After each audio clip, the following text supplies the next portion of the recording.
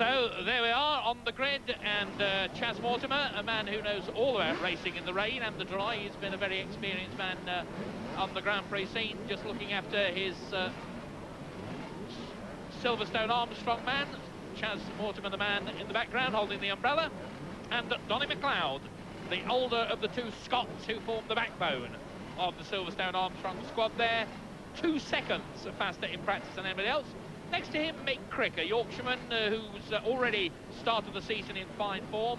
Neil Mackenzie, well, Neil, not the greatest fan of wet weather, teammate to Donny McLeod.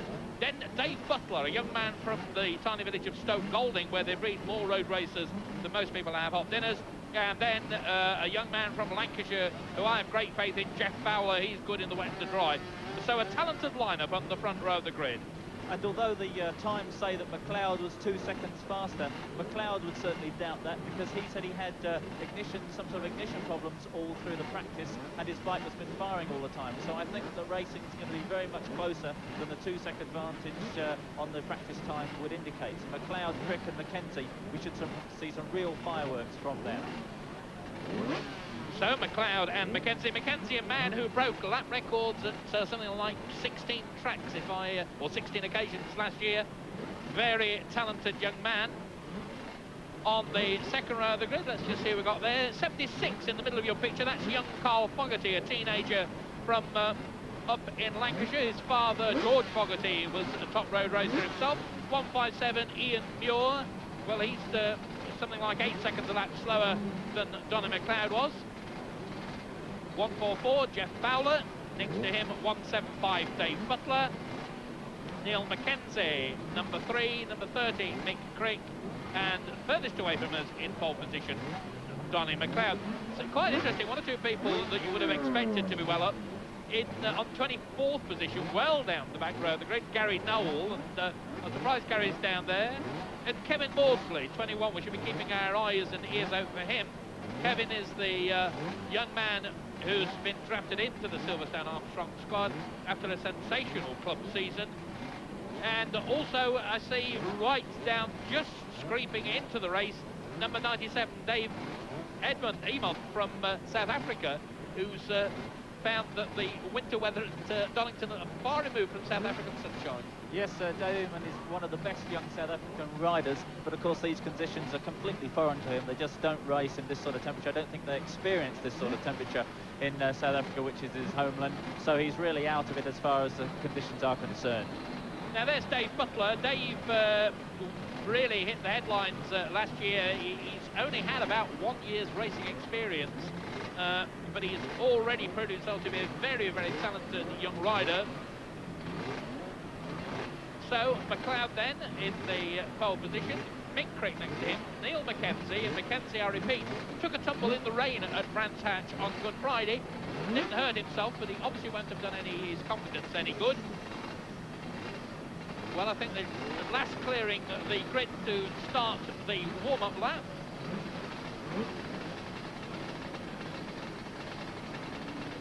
And of course, one of the interesting things as we see the riders go away on the warm-up lap is that the fastest, most fancied runners, McLeod and Mackenzie on the Silverstone Armstrongs, are riding British-built machines. The engines may come from Austria, but all the frames and a lot of the cycle parts are built in Bolton. So that's really a British effort which is going to carry forward onto the World Championship trail and stands a very, very real chance of giving us some success. We'll have these men on the rostrum at the Grand Prix against all the work stars before the end of the season, I feel sure.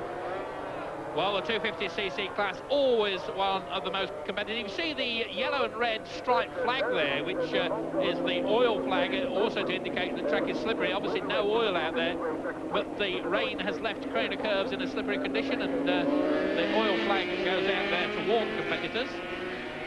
And this is called the warm-up lap. There's not an awful lot of warming up that you can do to the tyres, really, to get a little bit of temperature in them. But one of the main things the riders have to do now is to check out where the puddles are, if there's any standing water, which of course is a lot worse than just water lying in the grains of tarmac. And they'll be sorting out the lines, looking at where it seems most slippery and avoiding those positions. Because of course these machines do aquaplane just as a motor car would, but of course without the four wheels to help stabilise. Yes, certainly down the straight when you get up to 120, 130 miles an hour. If you hit a puddle of standing water there, the tyres are liable to ride up on the water and you can lose control even going down the straight. And the leader's just coming into the S's, which is, of course, the turning off point from the old circuit onto the new.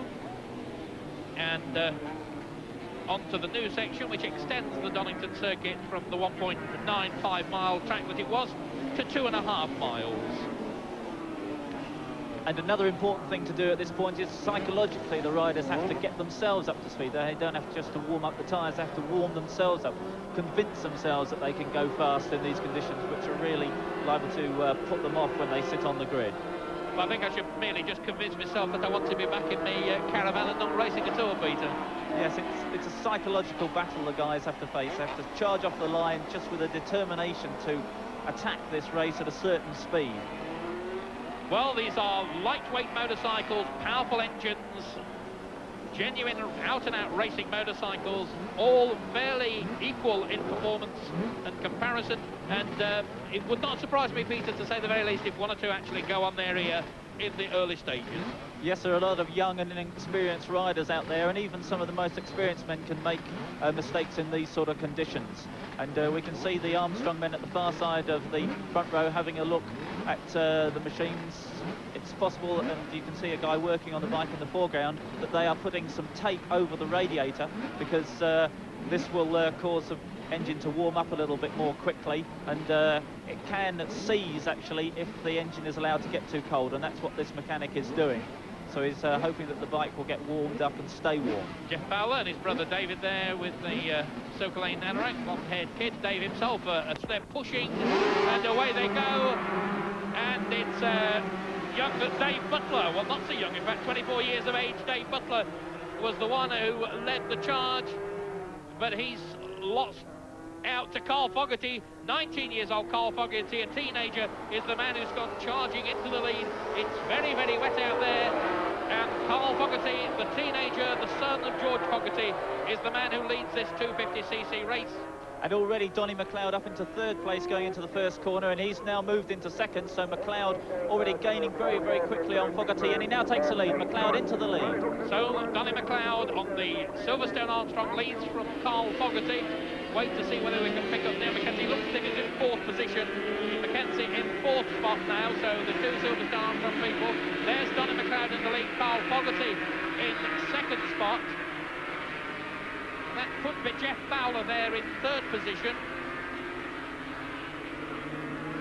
And what McLeod will be now trying to do is paralyse the opposition. He wants to get clear of them. As we spoke before, it's possible if you're following a rider to pick up on his speed in difficult conditions. But if McLeod can get away, get clear of them, and not allow Fogarty to chase him. And that's Ian Muir, in fact, in third spot, 157.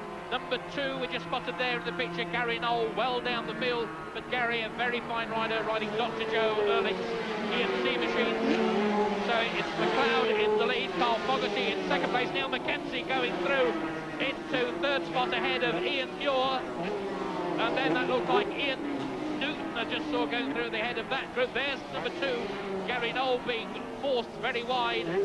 And a lot of weird and wonderful lines through the S's, Peter. Yes, certainly the guys don't seem to have sorted out these conditions over the new circuit at all. People going all over the place.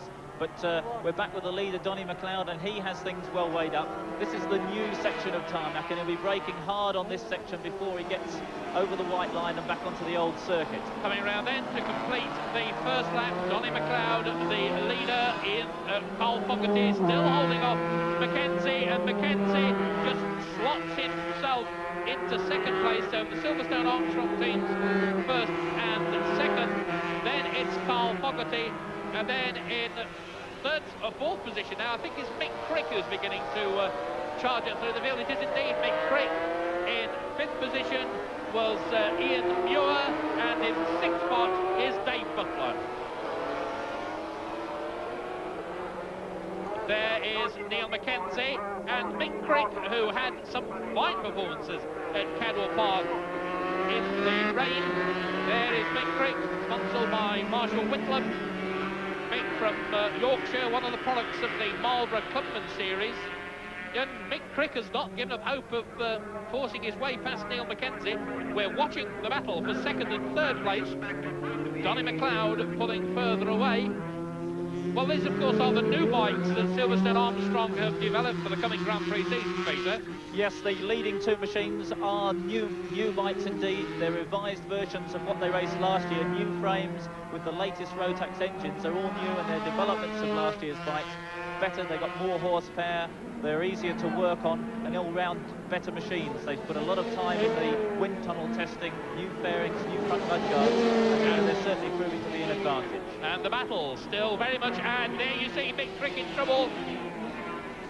Thought about overshooting him, he was out, certainly ran into trouble up braking, and that could well have cost him any chance.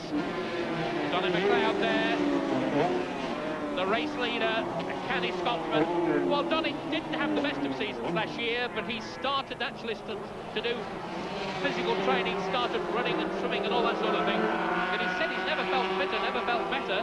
He's got a very good motorcycle, he's got a good team behind him, and these sort of results are just the way to start the season as you mean to go on. So the Silverstone Armstrong duo, Donny McLeod and Neil Mackenzie, up by 4 and 3, leave the 2-4 Sports 250cc race. And Donny McLeod, the leader, Neil Mackenzie in second place. And those two men having to work very hard at their concentration. McLeod's got nobody to follow. Mackenzie can see his teammate in front of him. And we've got a four-man dice in the picture now, and heading that group, I think it's 157 Ian Muir, but it's getting really desperate behind. And the man in the middle who's doing the bobbing and weaving is number 34, that's Ian Newton. Ian Muir, 157, is leading that group. Ian Newton is in second place, which would in fact put him 6th. So that's 5th, 6th, 7th and 8th we're watching.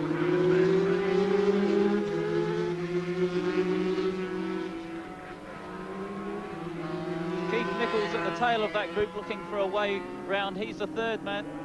He's number 5 there. That's Keith Nichols following number 175. They're both battling really hard, using a lot of different lines. And of course Keith Nichols we saw, and Keith Nichols makes a move going through on the inside to move into 7th place. And a real charge. Keith Nichols, of course, we saw yesterday in the new Honda V4 Formula, so Keith can obviously ride racing bikes, Peter. Yes, he can ride both sorts of machines, and he goes now to Arno. He'll take 2 guys in one go. Really brave manoeuvre from Nichols, but he's shut out by number 34. Didn't allow him.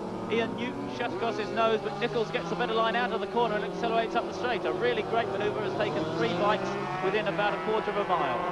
So Keith Nichols moves from the back of that group to the front to go into 5th position.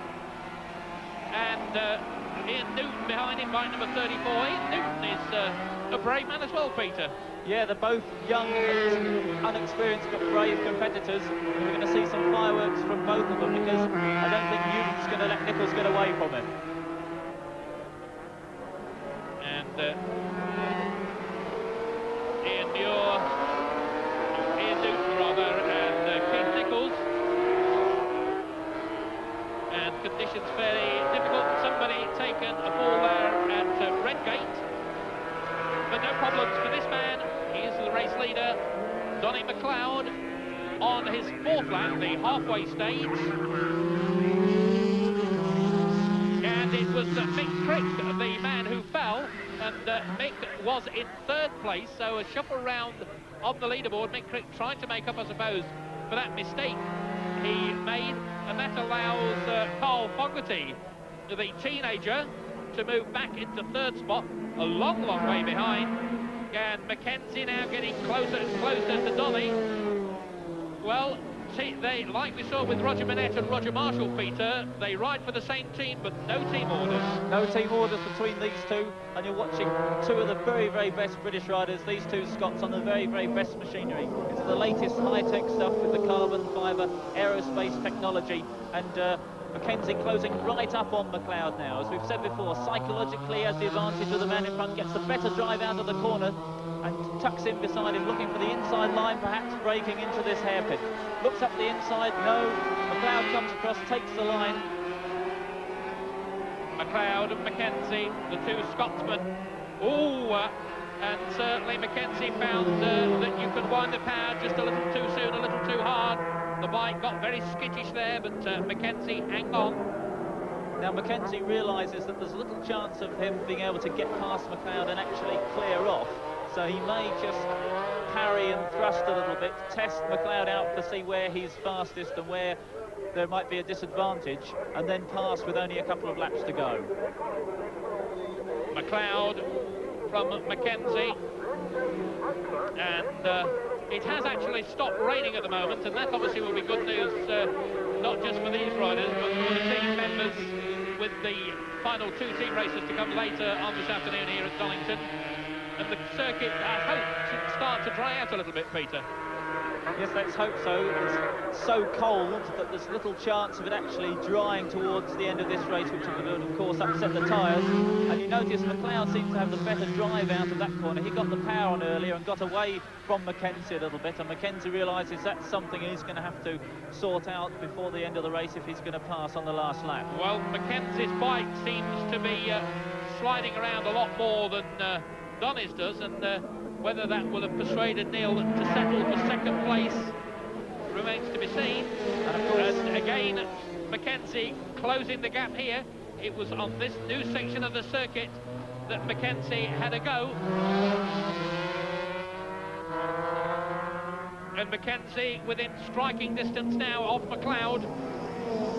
Neil Mackenzie, reckoned by many people to be Britain's finest young rider. They believe he's going to be the man who could go on to be, perhaps, dare I say it, the next Barry Sheene, and he takes the lead. He's got the inside line, and he goes into the corner very quick indeed, and McLeod going back to the inside line, and the door was closed. Well, a change of tactics there from Mackenzie. Yes, both of them use different lines there. Mackenzie going around the outside of a hairpin, that's an unusual manoeuvre, but what he'd seen was that the track was better drained a little bit further out, and the fact that he could drive out of the corner better, there wasn't as much standing room water, and he used that to drive out of the corner and up the inside of McLeod going into the left-hand hairpin.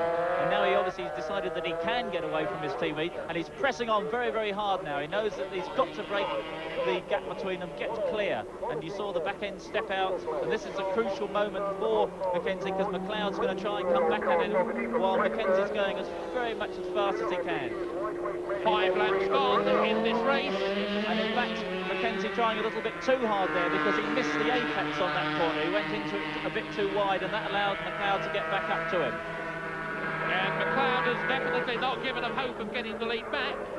Of the two, I would have said that Donny is probably a better rider in the race than Mackenzie, but Mackenzie improves with every outing, and as I was saying, he is considered by many experts to be the man who is going to be Britain's finest young road racer over the course of the next 5 years or so. And again, Mackenzie was on a very wide line. I don't know on that occasion whether he missed the apex or decided that that was where the grip was. Interesting to postulate on what might have been thinking about. But McLeod certainly still right up with him. Mackenzie and McLeod and Carl Fogarty in third place. Still a good ride from the teenager. 25 seconds behind his duo.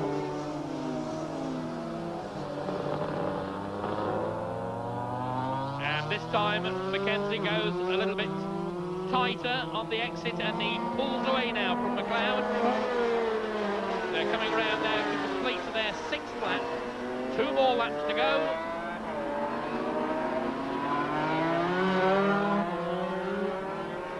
Mackenzie, McLeod. Now Mackenzie, a thinking man's motorcyclist. He got 7 O-levels and believes that you can think your way to success bit as much as ride your way to success. And he certainly thought his way to success this time. I suggested he wouldn't be able to get away from McLeod. Well, he obviously worked out that he could. He didn't want to leave it to the very chancy last lap effort and has decided to make his break, try very, very hard for 2 laps, and that's what he's doing. He seemed to open the lead on McLeod, but he's wide on the apex again. He was put offline by that tail ender. McLeod once more makes up 10 yards, and this race is by no means over. And here's that little dice that we watched before of 4-man scratch, and they're still absolutely side by side. And this time joining them is a new man, that's Peter Hubbard, the Lincolnshire man, who gets in the inside of Ian Newton, and Ian Newton said, no, thank you very much indeed, you can get behind me while we go round Redgate. Peter Hubbard on bike number 11 has come charging up through the field. He was down in 10th place at one stage, and he's now up into 8th spot in the middle of this group. The leader of the group is still 157, that's Ian Muir. He's in 5th position. 6th is number 34, Ian Newton. Then it's Peter Hubbard, and behind that pair is 175, Dave Butler from Stoke Golding. There is Newton and Hubbard.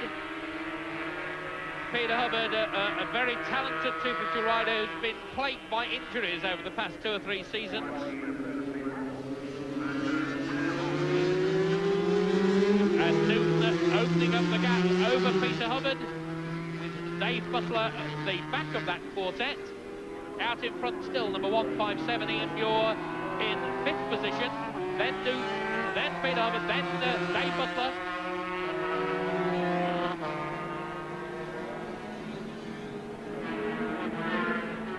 The leaders go into Redgate for the final time. And can McLeod do anything about this? Oh, and Mackenzie very wide on the curb, and you could see the back end just slide away. Yes, this race isn't over. Mackenzie's having to try desperately hard to keep the advantage over McLeod, and if he makes the slightest slip again like he did just then, McLeod's going to be on him. There's only about 20 yards in it, and that really is just one mistake. Mackenzie, the race leader, and he's still having to work hard. You can see the back tyre just sliding away from him. He daren't ease the pace off though at all. And you can see his wide lines very often are to go on to the better tarmac, because the racing line has been worn smooth over the last few years, and he's using a wider line where there's more gritty grains, the sharper projections coming through the tarmac, which is cutting through the water. And there's another wide line from Mackenzie, finding some grip out on the other less used parts of the tarmac.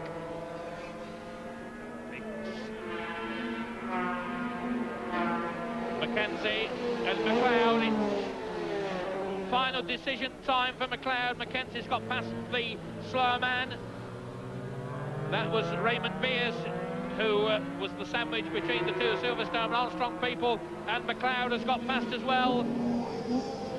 Hard on the brakes for Melbourne, hairpin for the very final time in this 2-4 Sports 250cc race. And I don't think McLeod can do anything about it, but he's trying ever so hard.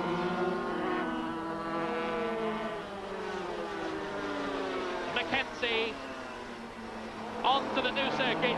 The checkered flag is ready for him, and Neil Mackenzie has won yet another 250cc race. His teammate, Donny McLeod, takes 2nd place. Now that really is a fine performance from this duo. The World Championship start in May, of course, in Spain, and both men and the team as a whole believe that they can do very well. Neil Mackenzie, a happy young man, and he's every reason to be. We're waiting now for the 3rd place man to come through, and that still should be number 76, Carl Fogarty. So Mackenzie and McLeod and the 3rd and 4th man have still not come into view. It really is a remarkable situation. This is the margin of supremacy that these two people have got. And there goes young Carl Fogarty, number 76, over the line now in 3rd place. So a fine performance. There's the result of the 2-4 Sports 250cc Challenge. Neil Mackenzie, the winner, his Silverstone Armstrong teammate, Donny McLeod, 2nd, and Carl Fogarty 3rd. So a good result.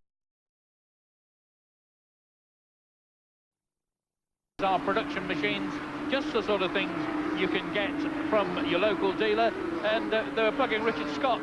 Peter, do you think he's going to do it?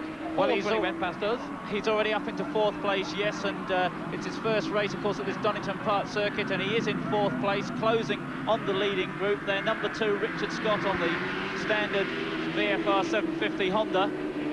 He comes here with a wealth of experience from Australia and New Zealand. He's twice winner of the Australian Castrol 6-hour race, the biggest production race in the world. And it's John Swingler, our local man, I think, in the lead at the moment. And really, this has been a memorable meeting for John Swingler. In fact, it started Sir Dave Hill, and all credit to the young Coventry boy. Dave Hill is the man who leads the race at the moment. And in 2nd place, and just contesting the lead, is Ken Dobson, another New Zealander on another VFR 750 Honda. And Dave Hill and Ken Dobson disputing the lead. Remember, these are production motorcycles. Richard Scott in 3rd place as they went through there. Very, very closely comparable machines. And it's Dobson who's got a wheel in front of Dave Hill. Richard Scott there looking to come tighter. Oh, and he almost paid the penalty for the tighter line. He wanted to accelerate sooner to put him in front of Dave Hill, but he couldn't do it. Well, Dave Hill, there is John Swingler, 119. We've seen him in action in the Superbike series over the weekend at Donington Park, and he's had a great weekend so far, and he's doing very well here. The race leader, though, 92, Ken Dobson, 2 laps completed. In 2nd spot, number 165, Dave Hill from Coventry. There is John Swingler in 4th position, just behind Richard Scott.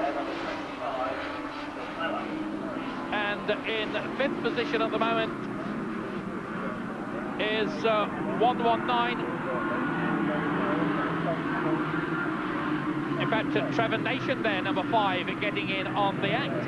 It's Trevor Nation who's in the 5th spot. Well, this is the 2nd year of the Metzler production series, and it's good to see that production machine racing has been taken more seriously in Britain. It's been supported very much at club level, and now is beginning to make an impact on the national scene. Yes, and we see Scott moving to 2nd place. He overtakes the Suzuki, and now it's a Honda 1-2 now. Scott running wide as he passes the 3rd place man to take 2nd place. And the all-action style of Richard Scott carries him through to 2nd spot, but I don't think Dave Hill will necessarily give up the battle. Hill looking for the inside line, almost goes up the back of Richard Scott. Scott there, number 2, in 2nd place. And I think, come on, Peter, you've got to admit there's a slight bias in the commentary here. You are, in fact, looking after Richard Scott. Yes, that's right. I've watched Scott ride several times in Australia and New Zealand, and he's a very likeable character, as is Ken Dobson, another Kiwi. So these 2 Kiwis have come over here. They've come an awful long way to go racing. They're both very, very enthusiastic, and I'm very keen to see anyone who's travelled halfway around the world to compete in races in England succeed, and both of these men doing it now. Dobson followed by Scott. Here they come, 5 riders in line, with Ken Dobson, the race leader, Richard Scott, number 2, in 2nd spot. In 3rd position, David Hill. Behind David Hill is 119, John Swingler. And the 5th man bringing up the tail of this quintet is Trevor Nation. So 2 Colonials in the lead. And Scott takes over the running. Scott slides past Dobson there, a very neat overtaking manoeuvre. Great riding from both of these 2 men on the brand new 750 Hondas.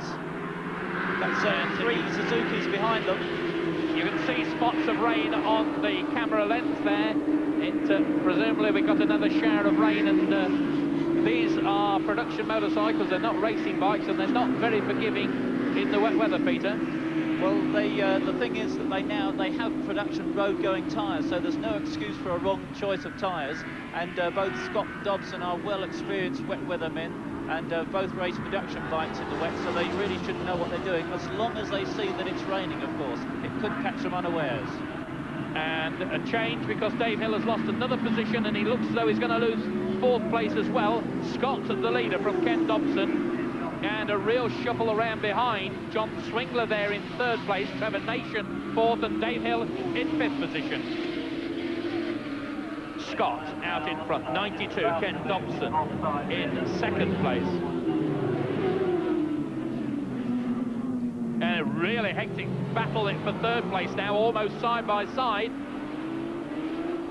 Trevor Nation trying to go through on the inside of Dave Hill, and they sprint side by side up the hill with Dave Hill having the better line. He almost puts Trevor Nation on the grass, and Nation goes round the outside.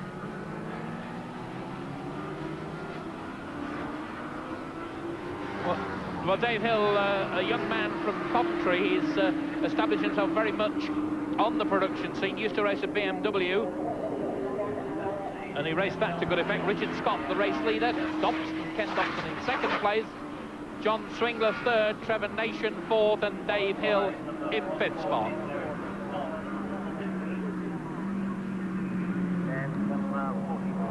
And Scott having a little bit of a weave there as he found a damp patch, but mostly Scott has a beautifully smooth style, as does Dobson.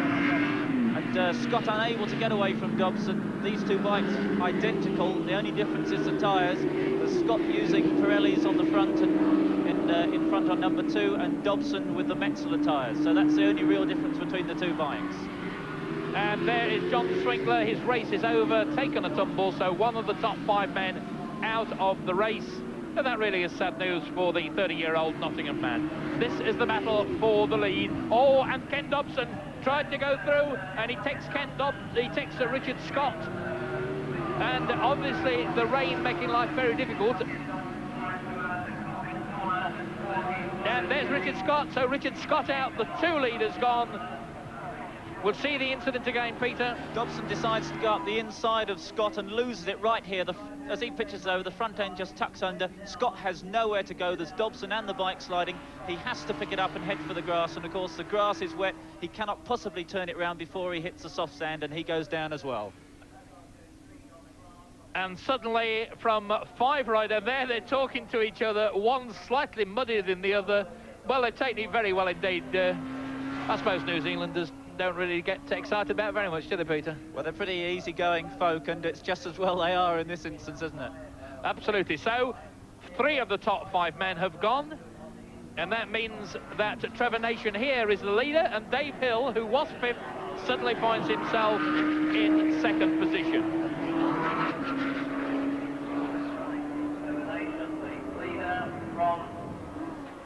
And Nation now well out in front on the Suzuki, going from a Honda-dominated race, it's now gone to a Suzuki-dominated race, and the 2 GSXR 750 Suzuki's well clear of the field now. Well, Barry Sheen, you remember all about Dave Hill, don't you? I do. He worked for me as a mechanic for on and off for a couple of years, and he was always a keen little young guy, and he left to start racing, and then he started racing and couldn't afford it, and then he got back into it, and it was worth coming back because he's going really well. So Dave Hill carving out a racing career of his own after starting in very illustrious company as a mechanic for number 7. Dave Hill there has been working over the past few months as a motorcycle repairman and serviceman for Coventry Police Force. That has a certain amount of irony about it too. So Dave Hill in 2nd place behind Trevor Nation. And these 750 Suzukis are very similar to the bike which Kevin Schwantz has been doing a lot of winning in the Transatlantic series. These are the production road bikes. This is what you buy, then you spend another 10 or 16,000 pounds to turn them into the sort of motorcycle that Kevin Schwantz is riding. But they start off being fundamentally the same motorcycle. And in fact, David Hill's sponsor is the same sponsor who has provided the bike that Kevin Schwantz has been racing. That's the Motorcycle Mart. And there you see Trevor Nation finding that the track is still a little bit slippery. As I was saying, David Hill's bike from the Motorcycle Mart at Kidderminster, and they're the people who very kindly provided the bike that Kevin Schwantz has been racing to such devastating effect in the Transatlantic Challenge. 6 laps completed, 2 more laps to go. And Trevor Nation, the race leader, Dave Hill in the 2nd place. In the 3rd spot now, after all that disaster, moves number 17, that's Jeff Johnson. from up in the northeast. Well, Jeff Johnson knows all about production motorcycle racing. And in 4th place is 140 Eric McFarlane. Here's the battle for 3rd and 4th place. Jeff Johnson, one-time motorcycle dealer, and all sorts of jobs in his time, but he can ride a production bike, can't he, Peter? Yes, he can. This is another VFR 750 Honda. These bikes have only been out a couple of months, but they're proving instant successes on the racetrack. And I think one of them would have run, but for the accident to Dobson and Scott. But this is Jeff Johnson on another machine in 3rd place, doing a very smooth job. He's a couple of times TT winner, and he knows all about smooth riding. This is the new 750 from the Honda factory out this year, Peter. Yes, it's a very, very nice machine. It's a very much uprated 750 Honda, a completely different frame to what they've used before, directly developed from their World Championship winning Grand Prix and Formula 1 bikes with a twin spar aluminium frame. A really beautiful job, and it obviously works. Jeff Johnson then in 3rd place, holding off the challenge from number 140, Eric McFarlane in the lead, though, of course, still Trevor Nation, and behind him, young Dave Hill. Eric McFarlane in the picture in 4th position, and Jeff Johnson now beginning to open up the gap. And McFarlane looks over his shoulder to see who's in 5th place.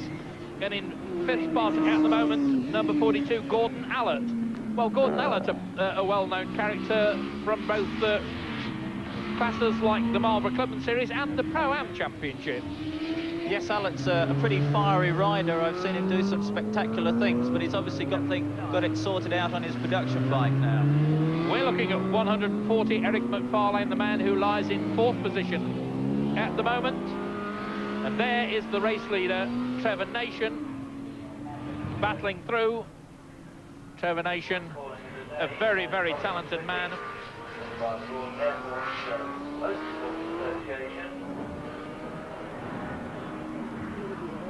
In many ways, Trevor Nation is a little bit of a mystery to, or at least there's a bit of a mystery about Trevor Nation, should I say. Not so much he is a mystery. A lot of enthusiasts, journalists even, can never quite understand why Trevor Nation has not had factory support, Peter. Yes, he seems to do everything but be in the right place at the right time. He has the talent, he's beautifully smooth, rarely makes mistakes, he gets results, he does everything that he possibly can on a very, very small budget, and yet perhaps his face doesn't fit, he doesn't have the film star looks or something, he doesn't speak to the right people, he doesn't ingratiate himself perhaps with the right people, and he remains a privateer. Abundant talent and still a privateer when factory machines given away to other folk. So Trevor Nation once again putting forward the best possible argument for him to have some extra special motorcycles, and that's by winning races, and he's winning this one quite comfortably. Dave Hill still there in 2nd place, and and Trevor Nation, we said he doesn't make any mistakes. You did improve your roll there, Peter. He very nearly did, and we can see there's some drops of rain, and I saw even a couple of specks of snow, and that may have been what caught things out, or perhaps a loss of concentration. Trevor's been out on his own now for about 5 laps with nobody to look at, and he nearly let it slip away from him at the last moment. Trevor Nation then.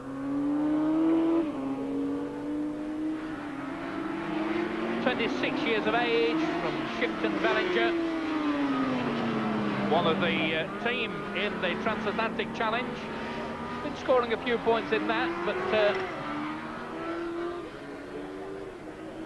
2 more laps to go then. This is the end of the 8th lap, and Trevor Nation just carving his way past Paul Goddard, who's not exactly got his act together in this particular event. This is the opening round of the Metzler Production Championship, the 750 class, and Nation starting as he means to go on. And the bike that Nation's riding, as we said, is the 750 Suzuki, and it just shows what a beautiful motorcycle this is, because it is successful in all forms of competition. It's winning the production race here, absolutely standard. Mick Grant used one to win last year's Super Stock Series, which was in a slightly modified form, and then the full modifications that are allowed to let Kevin Schwantz win a lot of the transatlantic races. So it's a really superbly developed bike. So Trevor Nation on the way barring misfortunes or mistakes, to a victory in this opening round of the Metzler Series. Mixing amongst the traffic, but he shouldn't have any problems here. He's got more than 20 seconds advantage. But it's pretty thick ahead of him, and of course one thing that's very difficult in the wet is to suddenly change line, and if one of these tail enders was to move over at the wrong moment, which they can easily do, Trevor could find himself in trouble. So he's got to pick his moment to pass, as he's got so much time in hand. And Nation picking his way through the mobile chicane at the S's. Now this is going to be even more difficult, I think, because conditions at the hairpin are not good. Beginning to see, you can see flakes of snow.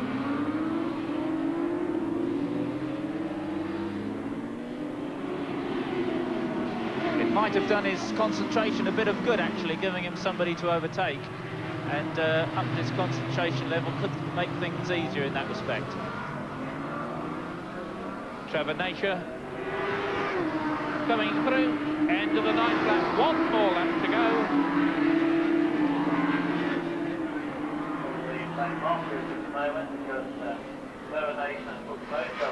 There was a time only a couple of years ago when production bikes, when they were raced, all they did was wobble, weave and slide around the circuit. But it just shows you how road machines have improved, that these bikes can be leant over almost at the same angle as racing machines. You can brake hard, you can accelerate hard, and they do virtually everything a racing bike does. And this, of course, is all credit to classes like the Superbike racing in America that we've seen here used as the basic formula for the Transatlantic Challenge, for things like the MCN EBC Superstock series, which again has persuaded the manufacturers to improve the quality of road-going motorbikes. Yes, there's the old adage that racing improves the breed, and we're seeing the perfect example of it now, the GSXR 750 Suzuki, which is very much a racing bike that you can use to ride on the road. Trevor Nation then on the Suzuki, well on the way to victory in this opening round of this National Production Championship. More than 20 seconds clear of Dave Hill in second place.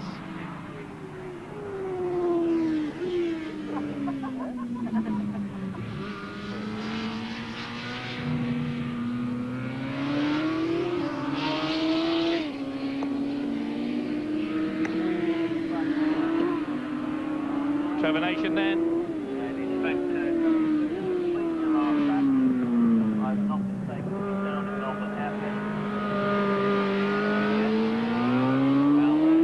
Trevor Nation glances over his right shoulder to see where the opposition is, and he can't see it because they're a long, long way behind.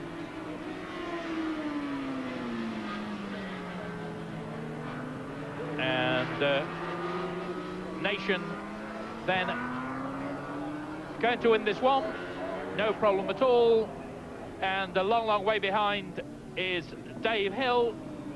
So Dave Hill will finish in second place, and that's a good ride. Trevor Nation then the winner. So join us again after the break for more transatlantic action here at Donington.